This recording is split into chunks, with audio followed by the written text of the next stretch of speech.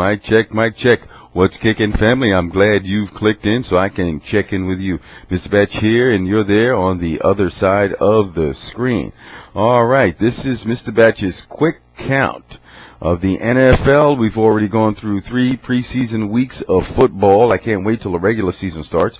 Week number 4 of the preseason is getting ready to come up, and this report, or my observation, is of the NFC conference and the signal callers at the helm. Let's get right to it. The NFC East, the Giants, you got Eli Manning, $100 million that they gave him. David Carr is his backup. Eli Manning didn't fare too well against the contest in which they had played the New York Jets. Seems as if the rookie Sanchez has got a little bit better of Eli, but Eli was able to at least see a few things from his team. Unfortunately, they had the dropsies except for Hakeem Nicks, who torched the Jets later on down the line. But as for the Jets goes, for their signal corner, they got Manning at the helm, a good game manager, and he knows what to do with the ball. That's why they've got a ring. The Philadelphia Eagles have Donovan McNabb, and now with the addition of Michael Vick, who's already come in and played a few snaps. They've been doing the in and out thing. Like I forgot what college coach that team that was. He had like 2 or 3 quarterbacks, and they was like coming in and out, in and out, in and out.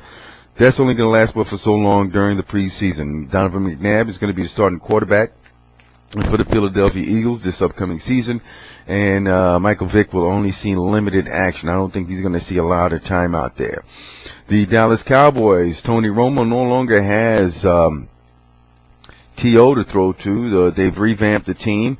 It's his team now. Let's see what he can do to produce to get to the next level and win a playoff game. So that's how the Cowboys stand with their signal caller. The Washington Redskins have Jason Campbell. He's finally had 2 years in a row where he's in the same offensive system since, from what I gather, since his days in high school. So I mean, if he's been able to handle that since his days in high school, that must have some football acumen. Sorry, I had to get Bill Cosby on you. All right, he's got Todd Collins and Cole Brennan. Let me speak about the Cole Brennan and Cole. Please, man, don't mess with Jessica Simpson. Family. Don't mess with. I had a chance meeting with the young man when I was on a I had taken a trip to Norfolk, Virginia. Happened to meet that man. He was living in the same complex as the producer for the production company I was working with. His family lives in. He just happened to be there. I happened to meet the young man. Nice young man, very cordial. I asked him, "Hey, what's going to go on?" He says, "Look, when I get the chance, I'm gonna come in there and rip it up." Okay, you could rip it up, son, if you don't mess around with that Jessica Simpson and leave that girl alone, man. You don't need the headache. You need more publicity on the field than you do off. All right. As for the Redskins, Campbell will be the starting quarterback for the Redskins come the start of the season. All right, the NFC North, the Vikings have Brett Favre, and wow, what man, even my head is still spinning after that. You got Favre, Roosevelt, and T-Jack. So far, Favre is going to be the starting man at the helm. T-Jack had came in and did his thing in the 3rd game of the season and ripped it up, threw for a bunch of yards, and the score and whatnot looked real sharp.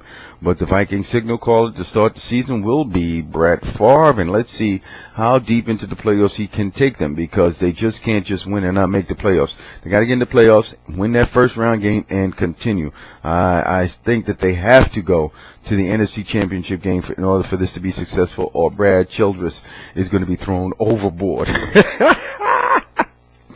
Woo, nearly. The Chicago Bears, Jay Cutler. All right, as you guys already know, Jay Cutler had paid a visit to Denver and took on his former team, and in turn, Kyle Orton had taken on his former team, the Bears.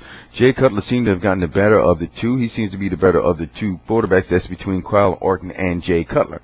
But speaking of Jay Cutler with the Chicago Bears, they look sharp. They have a bona fide all-pro quarterback. They haven't had one in quite some time, and they were going to make some noise.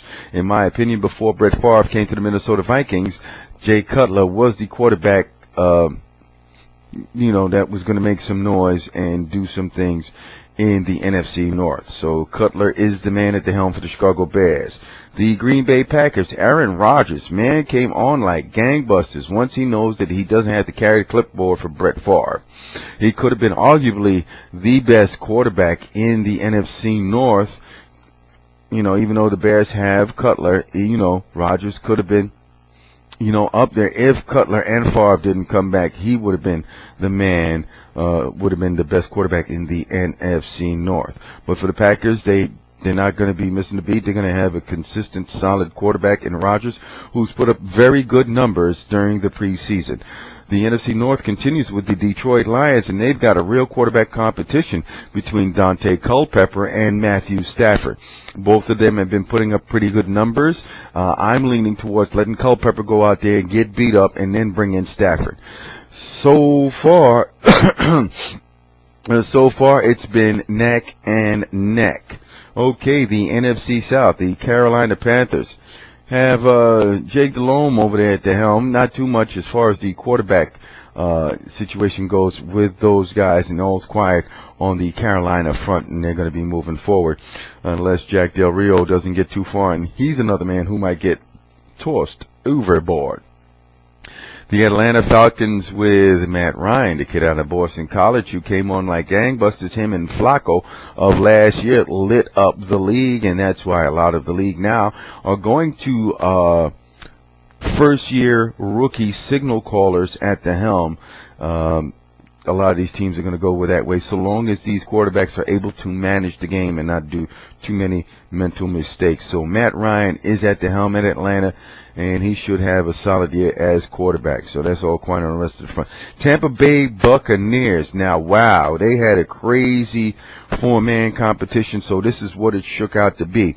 As you know, Leftwich is going to be at the man at the helm. He's already had some NFL experience, and he's already pushed back Luke McCown and Josh Freeman. Josh Freeman is a first-round pick of the Buccaneers, and they're old school like I am. They're going to let Leftwich run the game, manage the game, let Josh Freeman learn the game from the sidelines and pick up the speed on this game.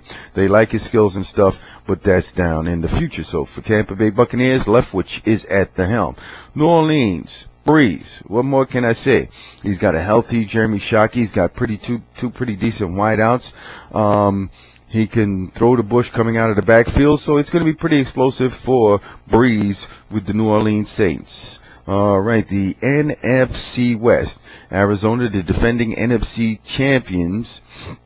You got Kurt Warner and Matt Leinart. Okay, Kurt Warner is coming off a hip injury. He's got arguably the two best wide receiver tandems in the league today, in Bolden and Fitzgerald. So hopefully if he stays upright and healthy, they'll be able to put up numbers and make a run in the NFC West. The San Francisco 49ers have settled their quarterback controversy.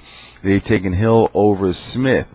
And as you've already seen with some of these quarterbacks getting dinged and nicked up, it's not a bad idea to have a quarterback backup that's pretty credible or pretty able to execute your game plan when he comes in, not really missing a beat. So Hill will be at the helm of the San Francisco 49ers. The Seattle Seahawks, of course, they've got Hasselbeck returning. They got T.J. Houshmandzadeh to chuck the ball to. Let's see how that turns out to be. But Hasselbeck is back. He's healthy. He's going to be upright so far, unless something else has happened that I don't know about, and you guys will probably let me know. The St. Louis Rams. Now, they've got Mark Bulger still at the helm. Mr. Steve Spagnuolo is going to have his work cut out for him.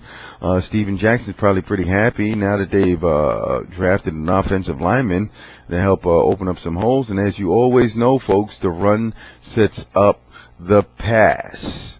All right, hopefully your quarterback has been upright, healthy, and able to chuck that ball down the field. This is Mr. Batch. Peace.